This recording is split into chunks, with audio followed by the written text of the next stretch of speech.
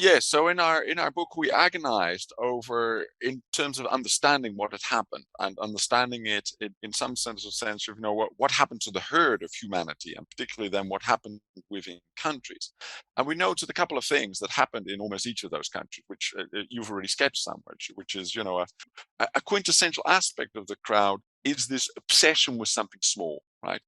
And in that obsession with something small, all the other stuff sort of loses its significance. It's as if the small thing to the group becomes enlarged as kind of this hugely important thing. And it crowds out care for their kids. It crowds out care for their own career. I mean, it crowds out care for jobs, for sort of long-term health and futures. It becomes this all-consuming obsession of a group, and that's one of the things, right? And the second thing that then happens is that group, as it were, it loses its empathy. It loses, as it were, a fixed moral compass and becomes totally fluid, both in terms of truth, because everything starts to come together in terms of what can we do about this obsession? How can we get what we obsess about?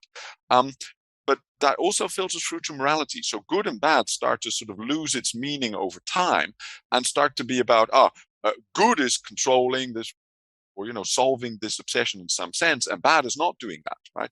So everything else that used to be good or bad before, or that will be good or bad again in 10 years time, sort of fade away almost as moral constructs, and people sort of then start to look weirdly. And with that, hence, comes this willingness to, as a group, become criminals, truly cause the deaths of millions of people. And of course, we've seen this during panic as well, inside countries, what we've done to our own children, what we've done to lonely people, what we've done to people in nursing homes, what we've done to people in hospitals is just awful.